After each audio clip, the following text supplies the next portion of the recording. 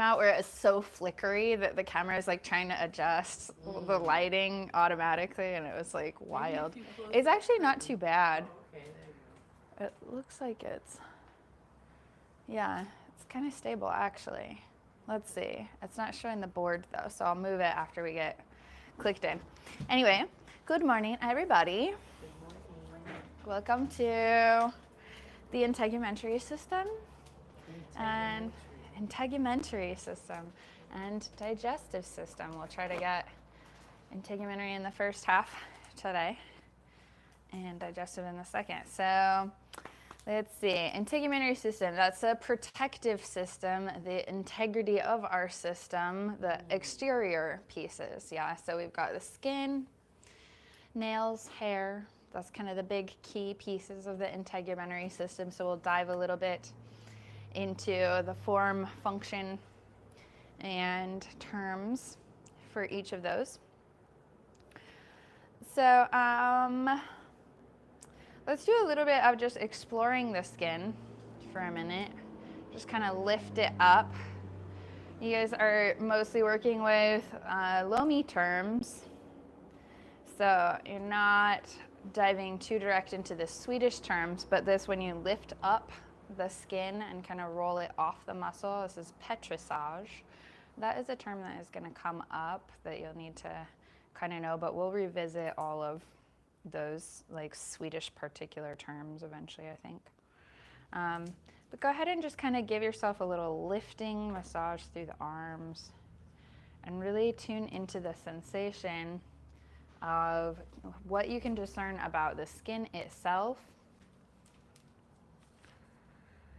and the underlying tissue and your ability to kind of separate them both with your hands and with your inner awareness.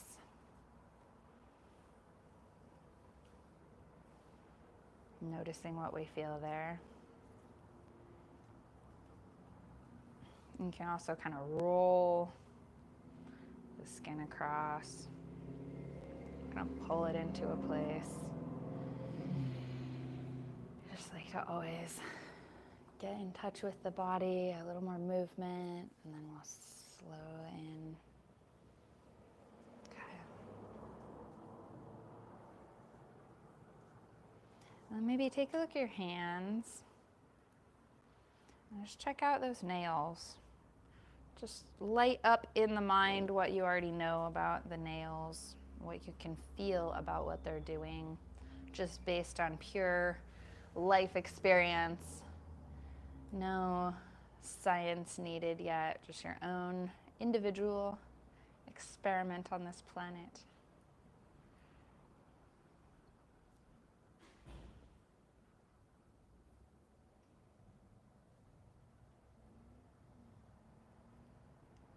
How it feels if you kind of give them a little gentle movement. The amount of flexibility of the nails. And then it's easier to get at our hair right through the head. So grab your scalp for a second. Do a little bit of tugging on those low hairs. Find the sensation of having hair. Where does the sensation start? Where does it stop? We all know hair is not exactly alive once it's grown off away from our head. It doesn't have nerves in it in the same way as the rest of the cells of our body. So why can you feel it so much? Where is this sensation originating? Where is it going? So we've got the body alive to the questions of what is inside us. Let's go ahead and settle in. Close your eyes.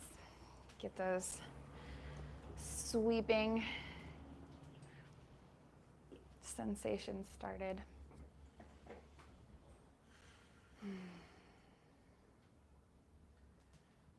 All the way down from the toes. Make sure that we're still building up a clearer and clearer picture, adding definition. So maybe slow down a little bit to see how your The laser light of awareness has become higher resolution since we first started. So it certainly has, even with this little amount of practice a few times a week. Slowly through the feet, through the low legs, the thighs, the hips, belly, spine, chest, the neck, up over the back of the head, the crown, and cascading down the whole head, the face, eyebrows, cheeks, jaw, down the throat, down the shoulders, upper arms, elbows, forearms, wrists, into the palms, into the fingers, opening up. And again, nice and slow. Into the hips, into the head, crashing down the shoulders, into the palms, fingertips. And again.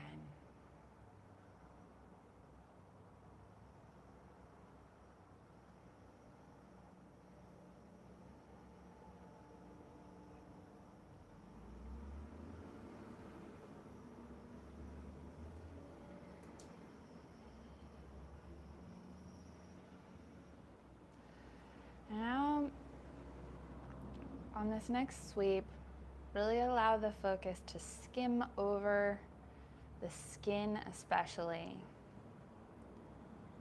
To notice your inside sensations or awareness of any texture differences, of any places of higher or lower sensitivity.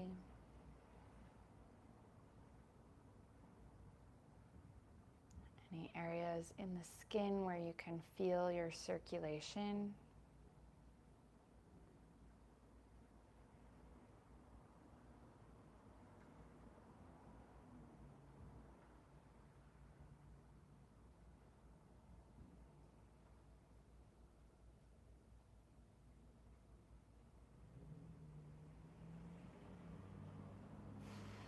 Or lower circulation. Especially any areas that at first seem numb or lower information, lower quality data for you. So if you can slow down your awareness through those patches, a lot of times the lateral edges of the thighs are a little lower sensitivity. See if you can get a little more clarity through the body there.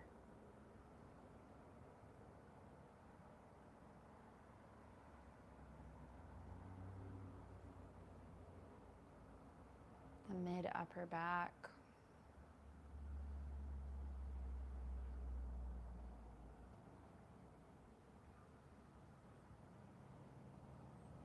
The posterior surface of the upper arms. These are all places where our sensitivity tends to run a little lower. And turn it up. And then go into the places of much higher sensitivity, the soles of the feet, the palms of the hands, tips of the fingers, the lips and face.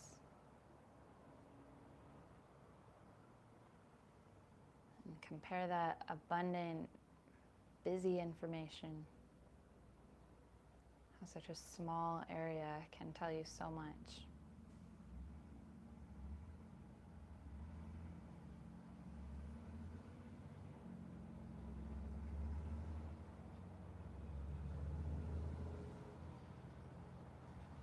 And just thank all of your skin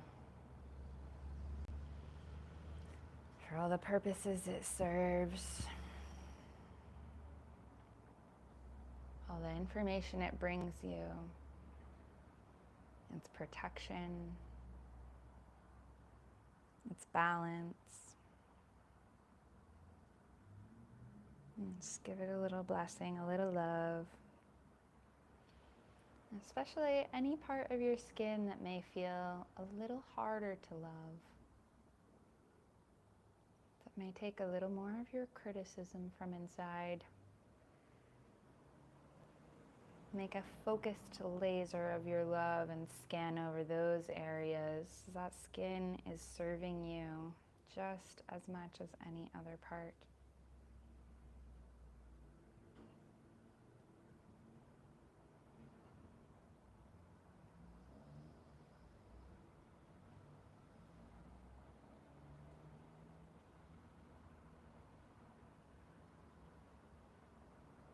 One last sweep of that power of awareness through the body.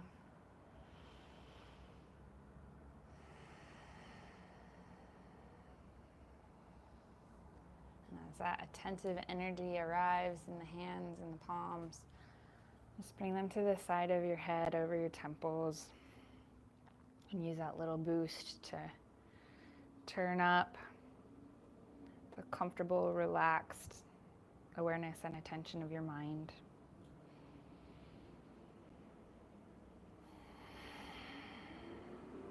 And rejoin us. Okay. All right. Brightening up.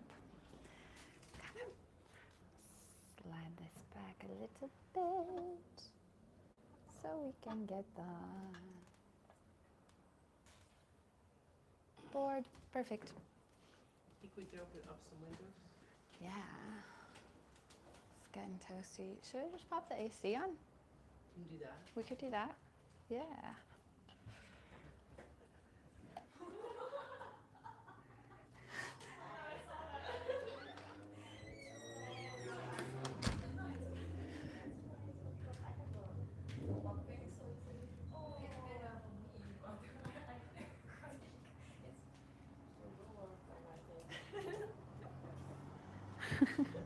All right, let's get going. I was thinking about how skin culturally isn't something we really appreciate very much. Yes, skin takes a lot of negative attention for a lot of us. It's what's on the inside that counts. That's what we like to wish. Yeah. But there's a lot about our skin that we struggle to accept, yeah? Mm-hmm. Skin. And hair. And nails. This is like not going to be a class for estheticians. We're not diving too hard into what to do to get the skin or hair or nails to be a certain way, what to put on them to get a look. But at the same time, of course, the health of the whole body shows out most evidently through these features. And so there's a naturalness to our tendency to judge each other and ourselves based on the health that we can see. So we do a lot of like goofy cosmetic things to fake the look of health. Some things that are like artistic and expressive on top of that, but like so much of what we worry about the appearance of skin, hair, and nails is because like on some level, on a like kind of evolutionary basis, right, we already know that that's the easiest external symbol that we have of how well an organism is doing. Yep. So it's pretty important. It's important for its own sake, for all the features of these pieces, but it's also somewhere where people's sense of self is especially embodied. So they're internal ability of acceptance kind of hinges on how this is all operating. So let's play around with these ideas. What do we know about skin? Well, it indicates your health by the color, like if it's sallow, Mm-hmm. or if you have an outbreak of acne, Coloration, yep. or if you have Acne. Sallow. if you have black skin, like it shows that you have dead cells, right? If it's Tone. turned black. Uh-huh. So we've got the baseline tone of the skin, but we also have the variations. Can tell us a lot. Man, what was that thing? Deadened. If your eyes turn yellow and your skin turns yellow at the same time, Yes. what is that called? Jaundice. Jaundice. Yes, and that is an accumulation of bilirubin. So it's an indicator about liver health because that's where we really want those dead red blood cells. It's actually the broken up pieces of the erythrocytes that are coming off as yellow through the skin tone and through the sclera of the eyes. Jaundice, I'll put that on there. There's 3 layers. Mm-hmm. Epidermis, dermis, Layers. subcutaneous layer. Mm-hmm. Dermis. Epidermis. And subcutaneous. Okay. Beautiful. I noticed when I was palpating my hands how it was Mhm. harder to distinguish the layers on like my thicker Mm-hmm. parts. Like Mhm. a thumb, I could just feel like one layer of skin and then the kind of bulging tissue underneath. Yeah. But on here, it felt like I was going from one to the next to the next. Distinguish them better. Mm-hmm. So like thickness. And that kind of weaves us into the idea of callus. Yeah.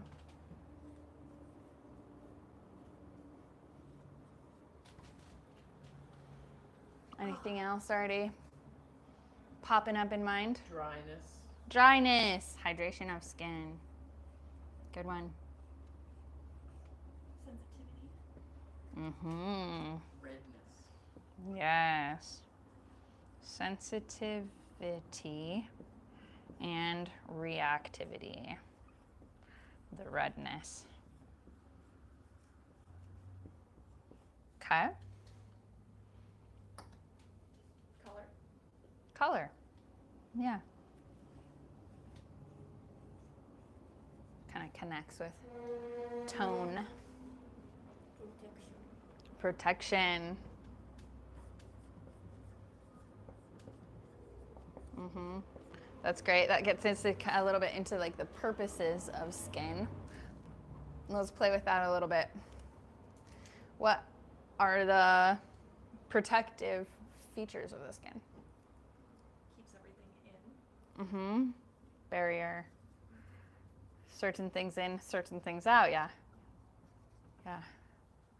The nails are hard. Uh-huh. Are they kind of skin, or are they horns, or what are nails? Great question.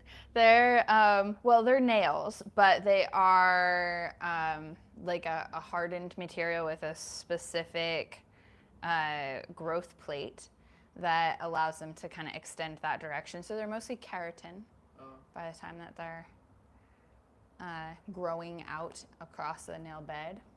Mm-hmm. But that's very similar construction and generation from horns or antlers or what have you, tusks, exactly. Yeah, claws. Yeah. Uh-huh. Talons. Talons. Yep, we've got lots. I have a Awesome. nervous system question. I don't know if it Sure. relates. blood supply? Nerves have their own blood supply generally in order to like keep functioning. That they have to have like some access to the nutrients of the body, right? So are they red, like a artery would be? The blood supply is, yeah, the actual arterioles as they're arriving. Right, but the nerves themselves aren't? They're more clear. More clear? Yeah. Okay. I was thinking about like sensitivity to on the soles versus other parts of the body. I was like, how can it be sensitive if it generally has less blood supply?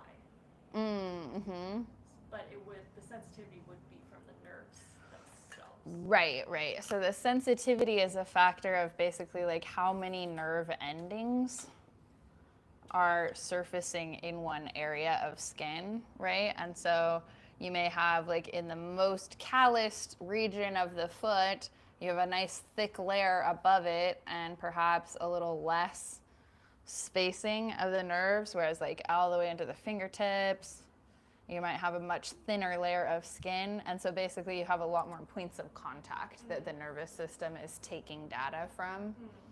And they're a little higher definition, a little easier to get them to trigger and respond.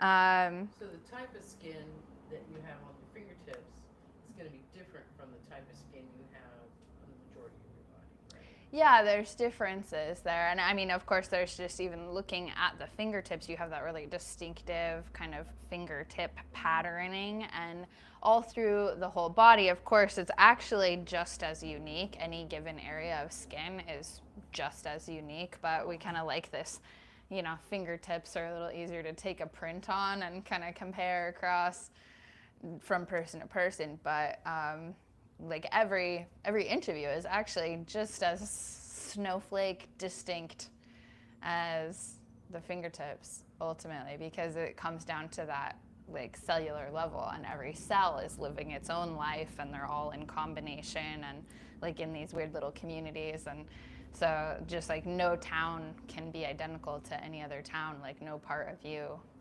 can be identical to anything else. If you graft one part of your skin onto one other part of your skin, does it change to align with the area of the body that it's now attached to?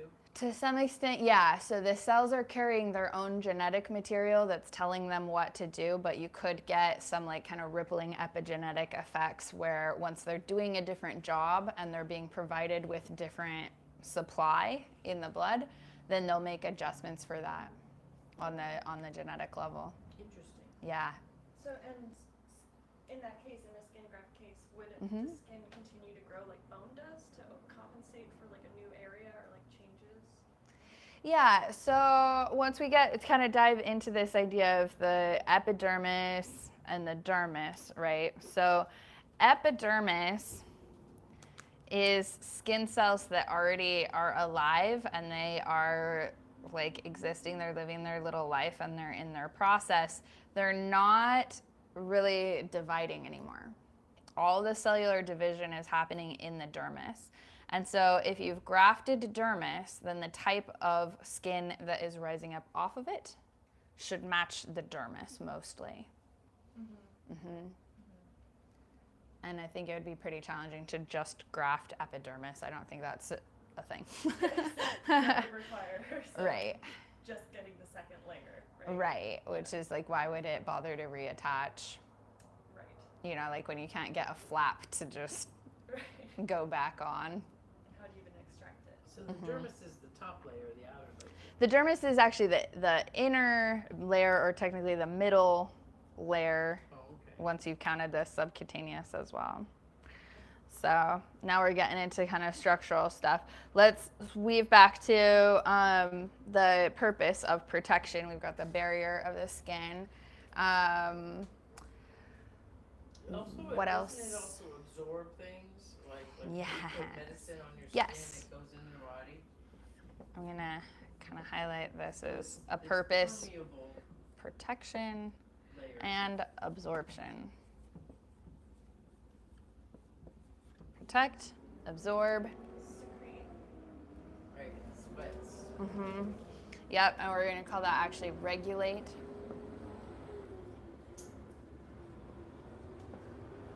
Just because it is secreting, it's producing secretion, but the idea that the skin has in terms of serving you is not necessarily get the stuff out, that being the purpose, but the regulation of, you know, discharge what you don't need or move the fluids and like sweat through the skin to regulate the temperature and content of the material underneath.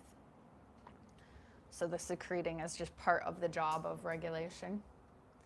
Yeah. What else have we got?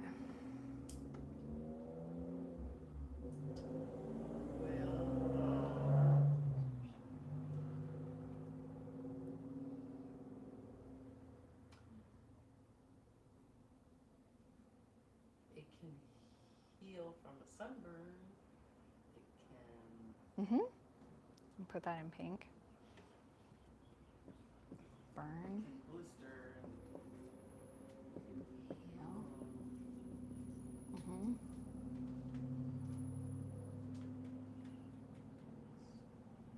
Yeah. It can bruise. Mm-hmm. Okay. I'm going to feed you one of the purposes of skin, and I'm sure you guys will right away figure out how to unpack this. You actually already said a few different angles on sensory, so we'll give you that. We already played with this, like amount of nerve endings idea is the sensory purpose of the skin. I'm going to throw up synthesis. Synthesis. Okay. Taking in the sun? Yes. Soaking up the sun? Yes. Generating, we've got vitamin D being made in the skin. Also, a lot of our melanin we're making actively in the skin. Melanin.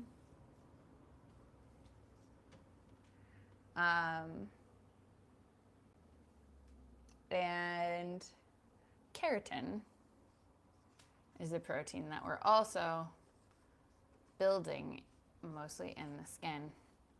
Same as vitamin K, or is that different? It is different, yeah.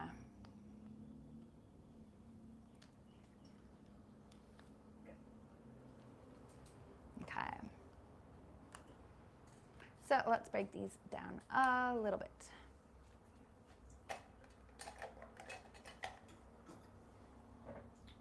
Where's my eraser? Boom. Well, we are so far into this class term without really any marker throwing, you guys.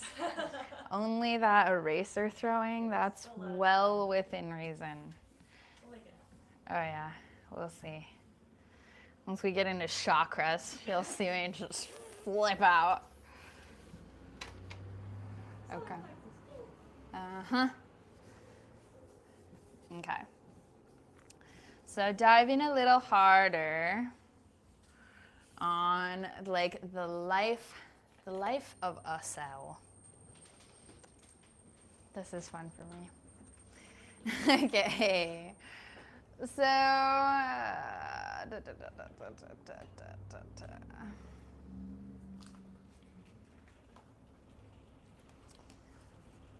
so we've got layers in the skin. We've got, as Ava already pointed out, I guess my best option is pink or orange. Should we make a pink or orange Pink. skin? Okay. Healthy. Yeah, well Well supplied. supplied, Yeah. yes. Okay. So we've got our epidermis. Our epidermis is like a field of the surface of the skin. It's actually composed of, we'll just kind of zoom down from the top. The surface of the epidermis that we can touch is composed of cells that have become actually quite flattened. And by the time that they reach this level, they have almost completely replaced their inner workings with keratin. And so this gives us this really nice waterproof barrier. But that's as they approach the surface of the skin, they're replacing all of the innards of their cellular material, all their water, with that protein, keratin, which is like, just to make sure that we have a good concept of like from the macro level, when we think about proteins, proteins can be quite hydrous, right? That they're like in suspense or they're in fluid, like when you have a raw egg. But as you cook it, the effect of the protein being heated up is that it's like changing structure and kind of interlocking more. And so this very surface keratin material is almost more like the cooked egg type protein in the sense of how it's behaving mechanically. But it's less and less cooked the deeper we are into the skin.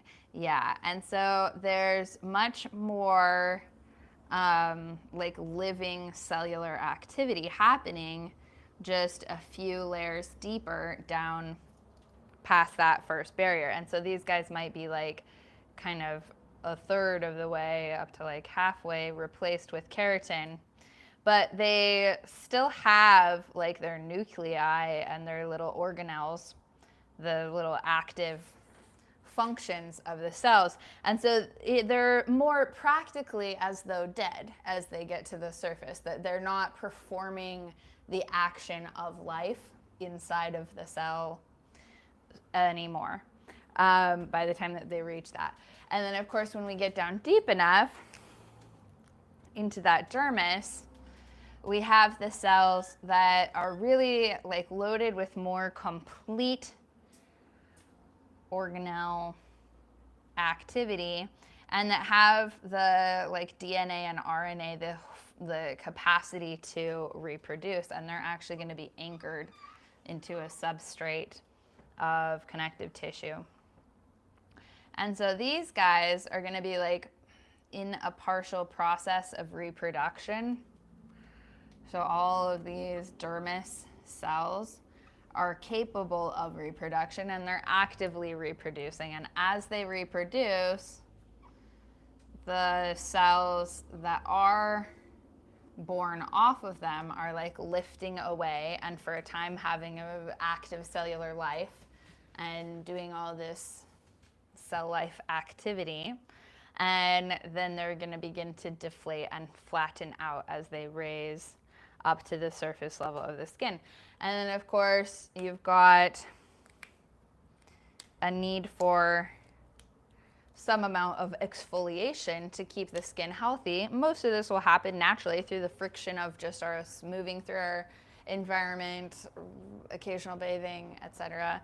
These little flakes of the dead cells actually are just constantly shedding. And so you guys have probably heard this is like most of the dust in a given household environment is dead skin, right? This is like literally just actively flaking off the top, that once it's fully like dehydrated and useless in terms of adding more protection because it's been replaced by more competent, stable cells below it, then it's just gonna lift away, fall away. So that material is at that point mostly just keratin, protein, with a little bit of like fossils of organelles left in it. Does that make sense? Am I getting it right that the dermis becomes epidermis by raising up? The dermis stays in position attached to the connective tissue substrate, CT. And the cells of the dermis are actively reproducing, so their descendant cells are continually replacing and kind of drifting up into space, pushing out further away from the body, expanding you. Okay. Yes. And then once we get all the way into this deep space where the connective tissue is starting to flow strong and fast. We've got some substantial collagen fibers really weaving this all together, holding and suspending these cells in place, yeah? And then there'll be, so this is the subcutaneous layer that we're into here. And woven through the subcutaneous layer is going to be our fat cells. This is also called adipose tissue. Adipose. Okay? And so this is our most convenient location of storage for a little bit of fat. So the cells themselves actually are kind of like bags, like little purses. So they're going to be able to grab out the oils and the kind of stored energy of burnable oil, basically, right? That's fuel. The adipose is exactly it. So it's consisting of these kind of flexible containers that are going to more or less try to like be filled at the same level as they can. So they'll equalize out as the available fat to store varies in the bloodstream. And they're listening to signals from the liver,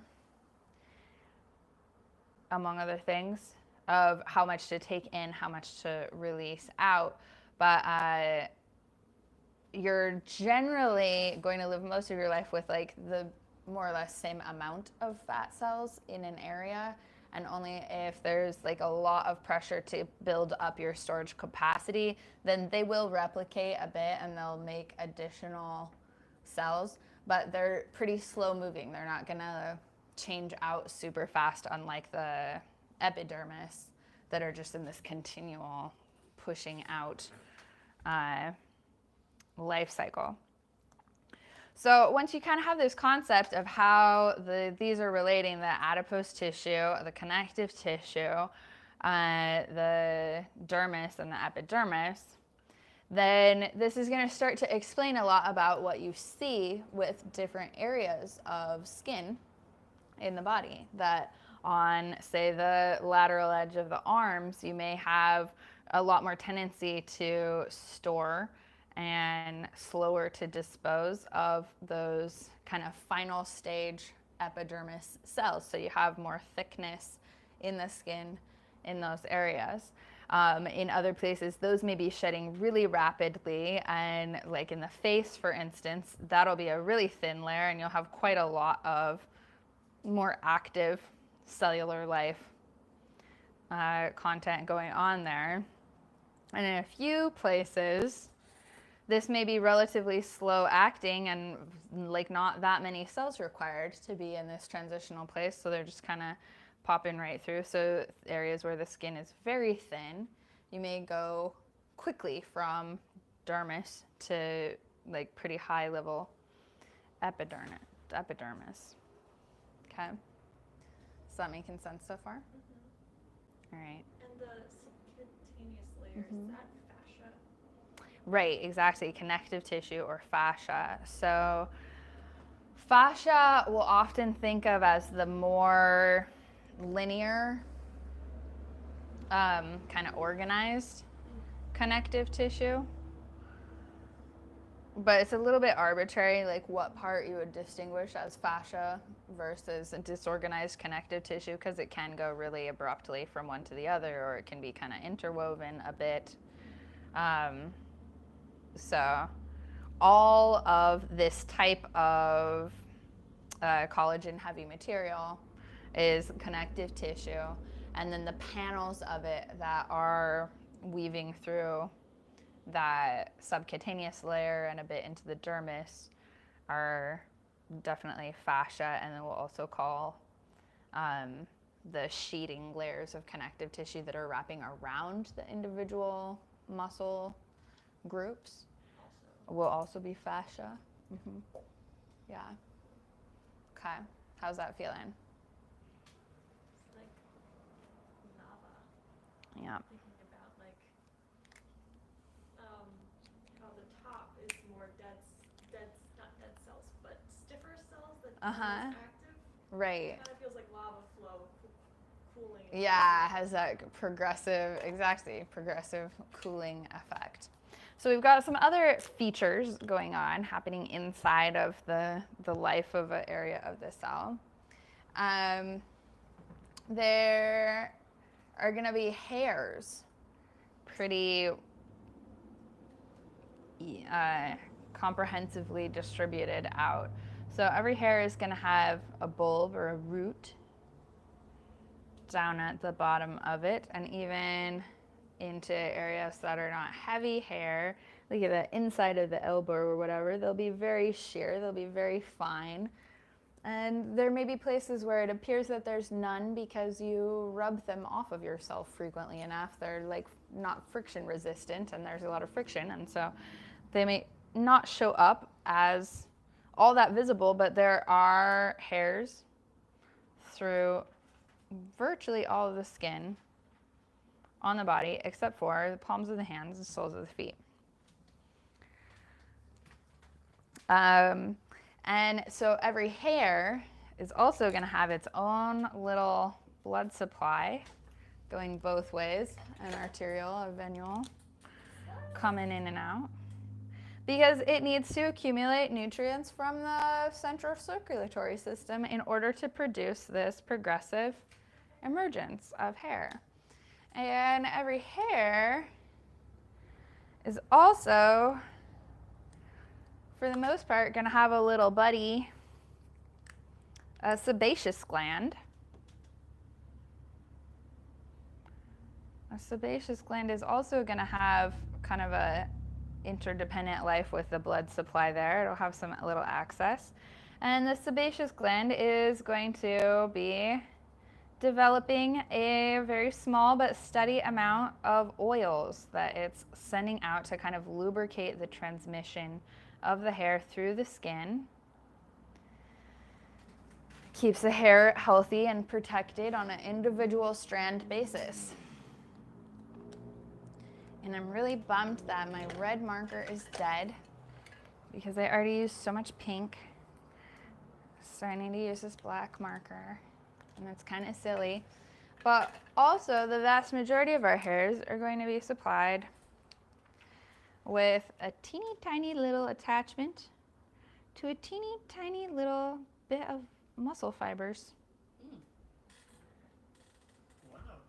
And those guys are going to be serviced by the nervous system that tells them to contract or stop contracting. This is why you can get goosebumps.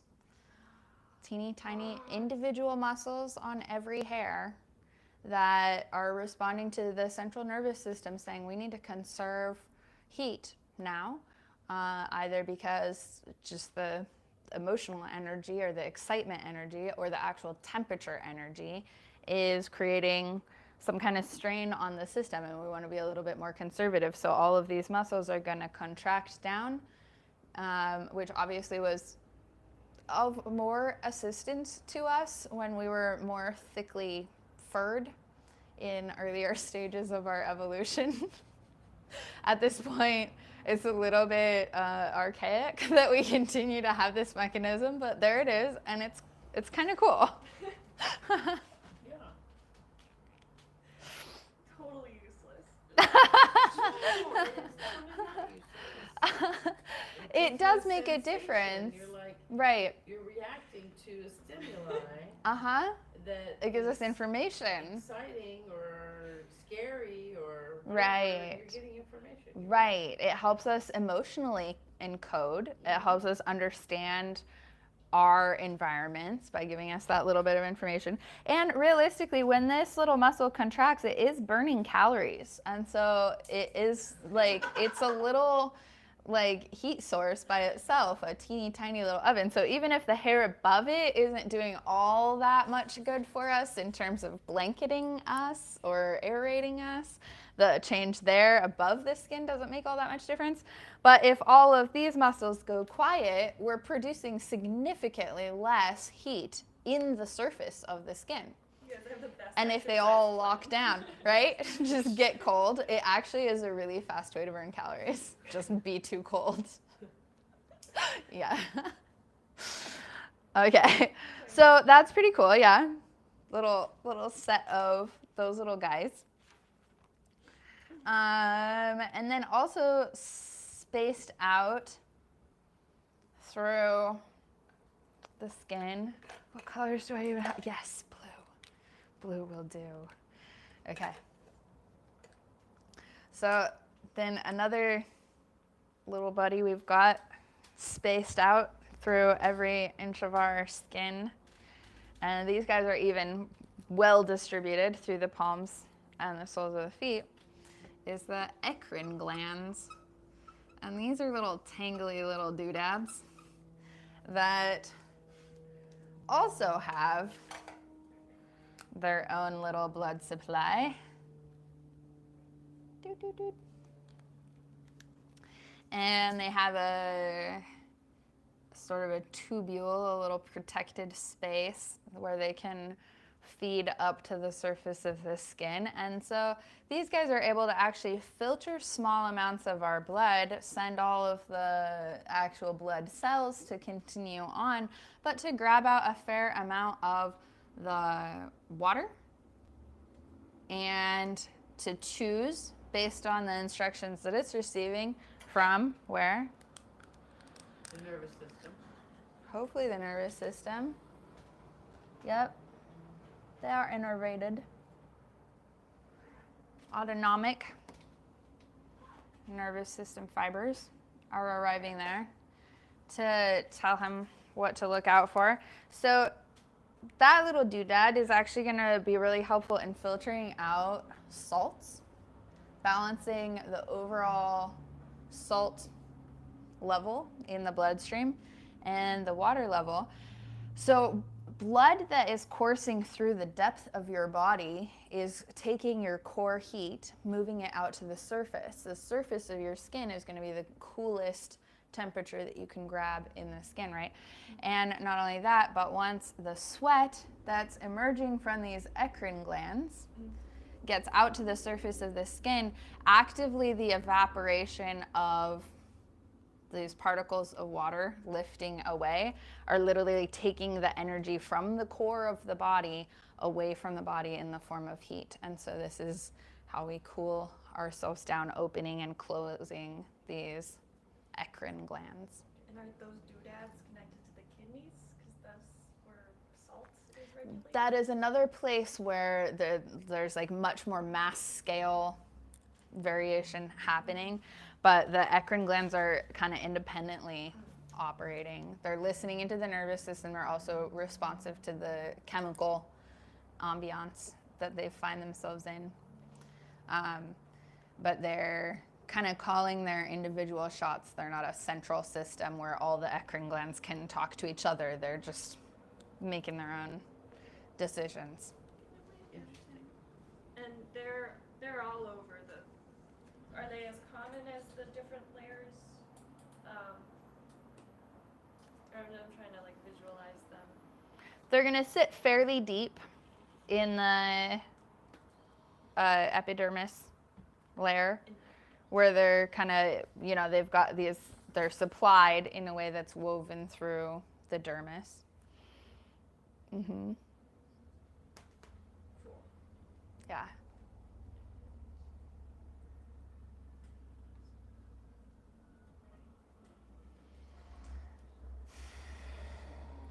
Is there a reason why we sweat under our arms and our forehead and palms of our hands certain times? Mm-hmm. Yeah, so the eccrine glands are going to be a lot heavier placement, like more frequent per millimeter of skin. in areas that may have a tendency to overheat quickly. So the folds of the armpits are an area where we have a lot of lymphatic activity. We have a lot of like tendency for heat to emerge from the core of the body into that area, and so they are a lot heavier in the eccrine gland supply. Yeah. So with this innervation for the autonomous nervous system going directly into the eccrine glands, we do have a pretty direct impact, and this is actually something that so anything that's controlled by the autonomic nervous system, you can teach your system different like automatic responses to ride on that, right? And so this is like when you have like the monks in the snowy mountains doing competitions of who can dry a wet sheet on their bare skin fastest and like turn their sweat glands on and off, and like this is actually trainable. There are a handful of conditions of like excessive sweating, palmar sweating and stuff that are actually more responsive to hypnosis than to any medication. Oh, Yeah. interesting. So that's kind of fun. Yeah. I'm back really quick, just keeping it reasonably simple, but onto our hair follicle. There also are sensory nerve fibers running up the hair follicle itself. Not like all the way out, but kind of wrapping on there. So as it gets impacted by mechanical action outside the body, your sensory system is uptaking information from the hair, like a little flag. Any other questions? I have the giggles today. Every time I look over at you, go, she's so much shorter. Way down low. She fell in a chair earlier. Yeah. Oh, I always used to be in that chair, but now I can't. I can't let myself sit on that. Okay, I'm just scanning really quick. Did we get more or less what we need to cover for skin?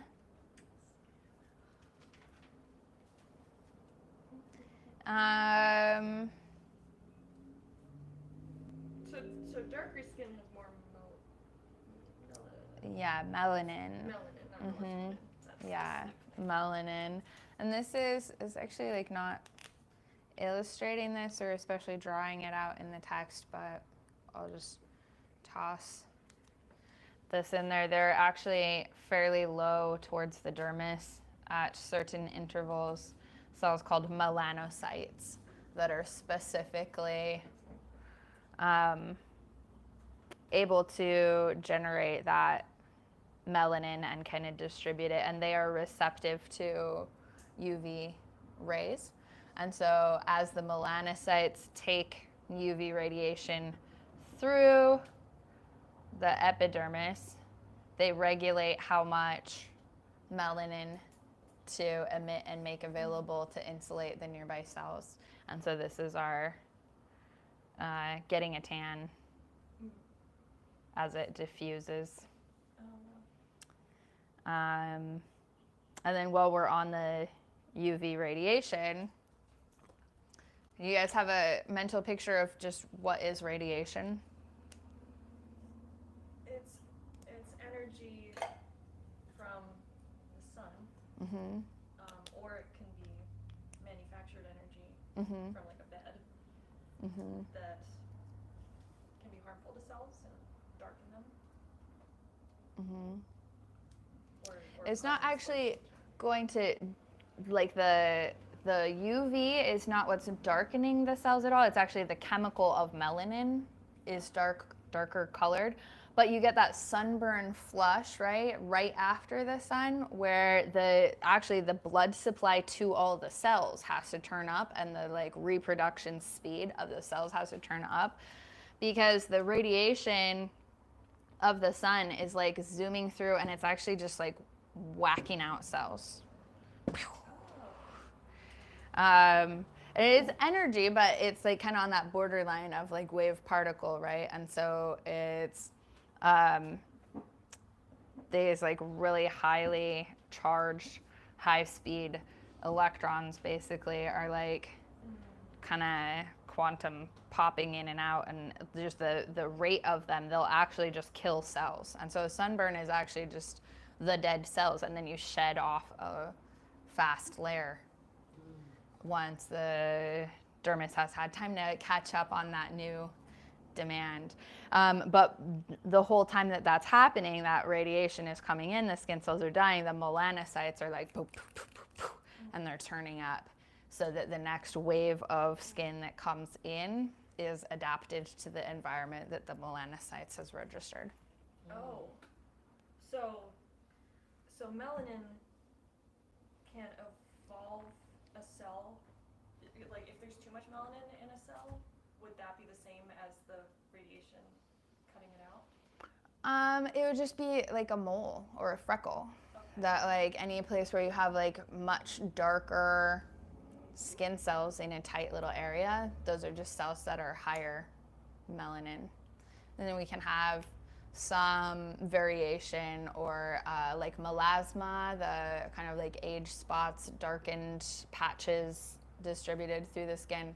It's just like there's nothing actually mechanically wrong with it. We have a cultural preference to not have uneven skin tones for whatever reason, but there's it really is just a variation that's individual, person to person, on what is the distribution of these melanocytes in the skin. And you can have like people who are prone to a lot of freckles. What you would see down in here is that their melanocytes are more tightly clustered than other people's. And then much darker skin tones are going to be overall just a lot more presence of melanocytes. Whereas like your extremely fair northern populations are going to barely bother with having melanocytes. So their adaptability to high radiation is significantly decreased. So they'll tend to just burn and not adapt.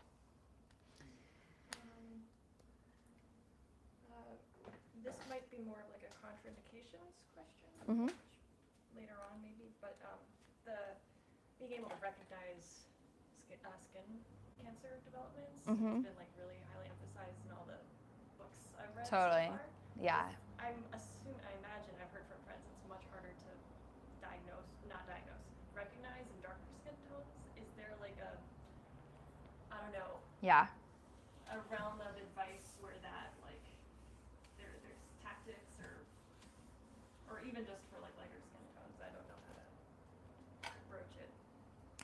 Let's see if I can generate this straight from memory. Asymmetrical.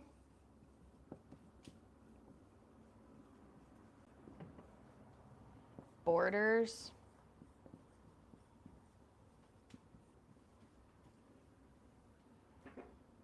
Changing.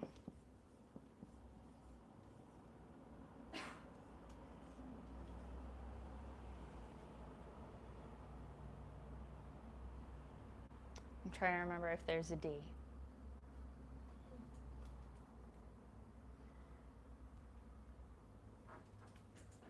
Let's say dual tone. Okay, so we're not diagnosticians. We're not in charge of recognizing skin cancer. And frankly, I would advise you to never say skin cancer to any client under any circumstance. If they don't bring it up first, you just don't say cancer. Just don't. Because people's like emotional reactivity to that concept can be so high that like the benefit that you can give by generating a relaxation state is just like you're just losing that. And it's just not your job, right? But if you find something that you're a little bit concerned about, you can absolutely say, this area, I want you to look at it. I want you to remember what it's like now. I'll also remember what it's like. You can chart it and just make a little note to yourself of where it's at. And I would love for you to see a dermatologist. So you're going to just generate the referral to go talk to the person who does have the authority and capacity to start having anything that resembles diagnostic conversations with them. So what all you're looking out for is really simple, is if you have a standard mole, it's generally going to be generated from just a couple of irregular points together below, yeah? And so it's going to end up being fairly symmetrically distributed, more or less round, maybe not round, but expanding like from the central point in an even way.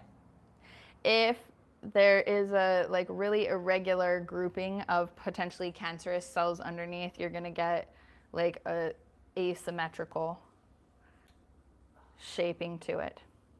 So if you see something that is asymmetrical, that can flag your attention a little bit more. The borders on a standard mole, you're going to have a pretty crisp edge between the adapted cells and non-adapted cells of like whatever started that.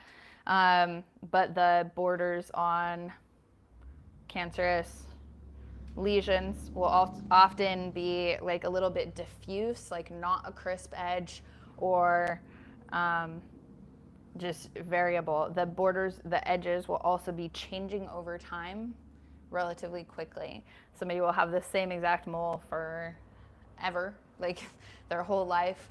That it was super, super gradual evolution and expansion as they age. But a concerning lesion is going to have a lot more difference from if you see this person 1 month and you know that it's, like the inside of a dime size, and the next time you see them it's inside of a quarter size. You're like, that's too much change. So changing. And then dual tone. A mole will generally be like one color all the way across it. But if you have basically so much variation in the edging that you get the appearance that there's two different tonal differences from the main skin, that's worth looking out for. So A, B, C, D. Asymmetrical, borders, changing, and dual tone. Any one of those things you're not too worried about, but if you see two, it's probably worth being like, hey, is this changing over time at all? Or like just get a little bit more information about it. If you see three, go ahead and advise that they see a dermatologist. Cool. Let's break and we'll come back for the digestive system shortly.